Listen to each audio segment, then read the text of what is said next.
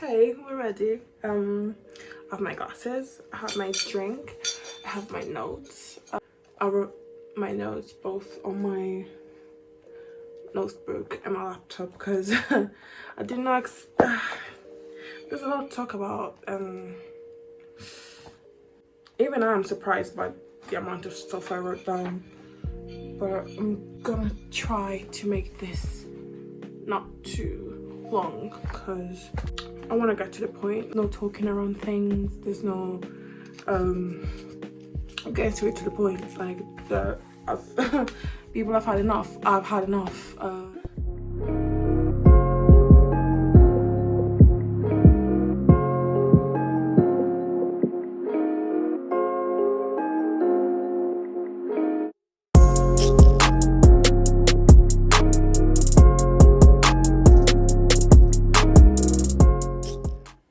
Between like life, my internship, I don't know, I lost the will to do a lot of things, like the mental like stability to do a lot of things. But I think talking about this is actually more beneficial than anything for my emotional mental health and for the culture, for people in general, because the culture is becoming questionable itself. Like I'm making two parts of this video directed at two different types of people. So they're not black people. Black people, I have things to say to you as well, so wait a little bit. We're tired. One thing that I want to understand is how y'all can't understand where we're coming from.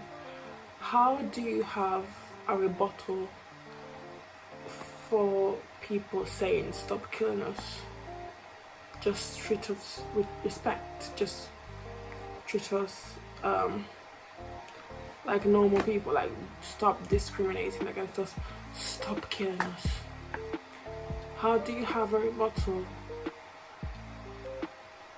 to racism? Like, and you start with that rebuttal with I'm not racist, but it's not but. How do you have a but to stop killing us? Like, how do you have a but and still think you're making sense, or still think that you're not racist, or you don't have a bias, a list, multiple biases, a list? Like, this is questionable. You're very questionable. People that have been silent, and I have people around me that have been silent.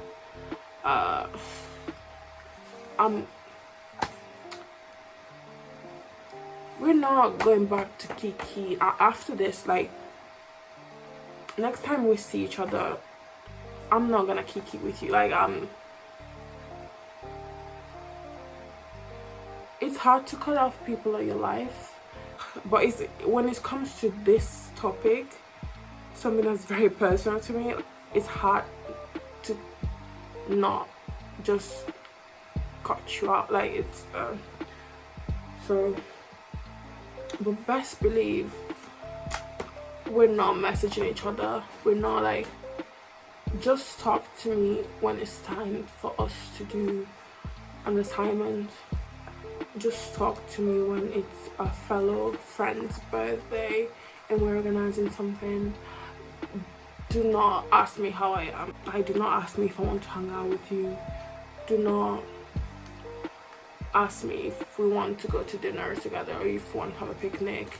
Like, don't ask me things, because if you never took the time to talk to me, knowing how things are going, knowing how I'm feeling, if I talk to you specifically, if you consider me your friend, if we've been talking all this time, if we've been good all this time, we have a good relationship, and you've never reached out to me, or if I go on social media and I don't see you even pointing this out, not saying anything about this, I cannot believe, especially since we're in quarantine, I cannot believe you're escaping this topic. Black Lives Matter is like a topic that's universal. You see it on the news, you see it on television. If you go on television now, you will see someone talking about it. Brands are talking about it. Like, there's no way you don't know what's happening in the world. The thing is, for us, we've seen it. We experience it every day. We experience it, maybe not every day, but a lot of times when we go out, even when we don't think about it, we are aware of it in the back of our head. I have this instinct of not looking at police cars, but I'm thinking, well, I kind of saw that they were there, and I shifted my eyes. Now they think that I'm guilty of something, so should I keep looking at them? Should I not keep looking at them? Like, it's a constant, like, food has always been there for you. So for some reason, somehow, you've just found out about this because we're tired and we have started to protest, which even this series of protests that have been born due to the viral video of George Floyd murder, those protests were peaceful. All the protests that we've had are always born peaceful. No one just goes in wanting to like burn stuff down, damage properties. Like, no one goes in like that.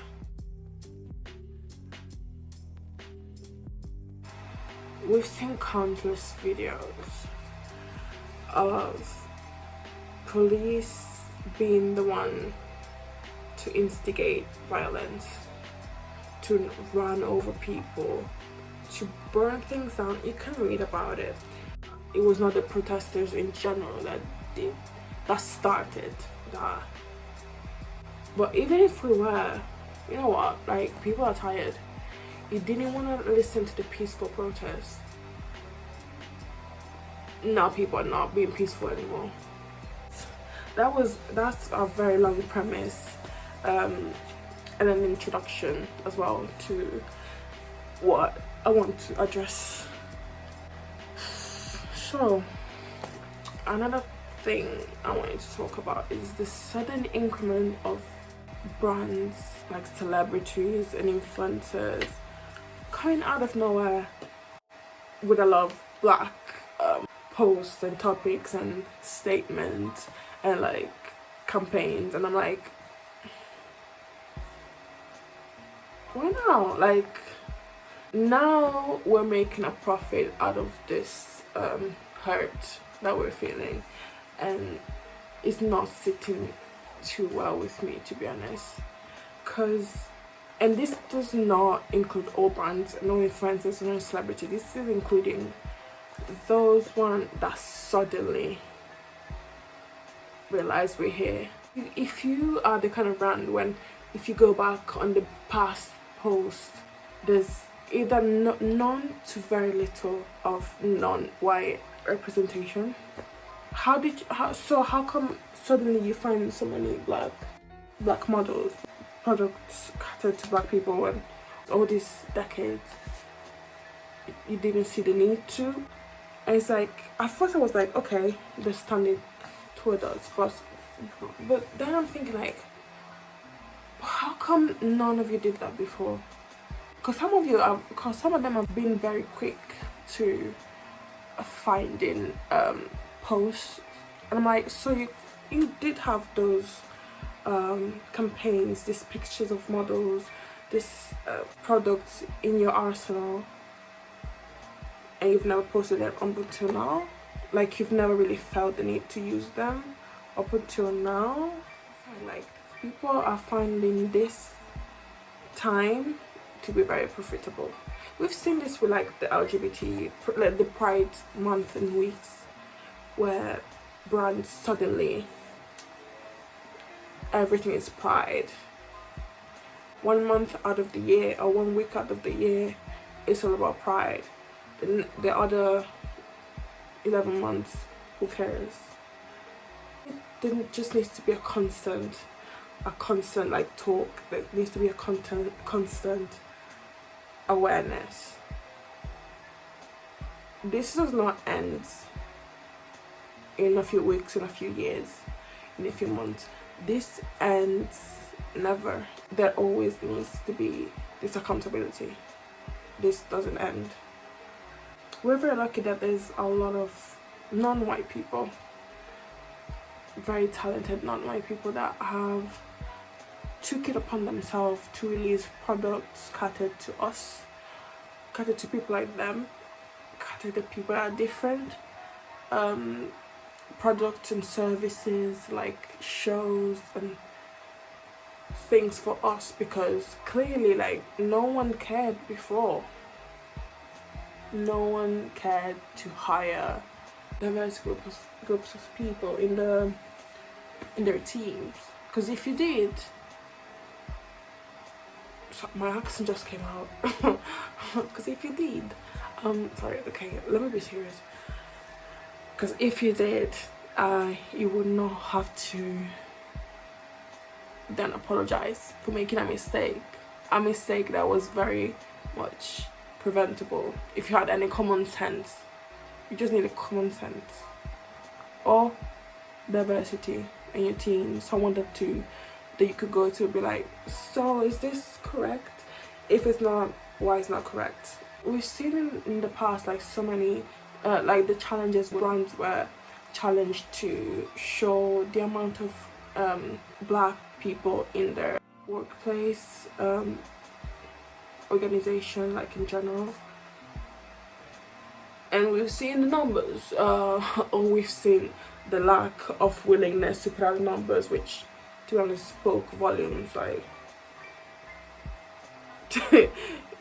at least if you put out the numbers, you would get a little bit of accountability, but you didn't want to do that, like, and you expect people to still back you up. No, influencers and celebrity, like, whole existence, like, it's pissing me off. I'm so pissed. I take responsibility. I take responsibility.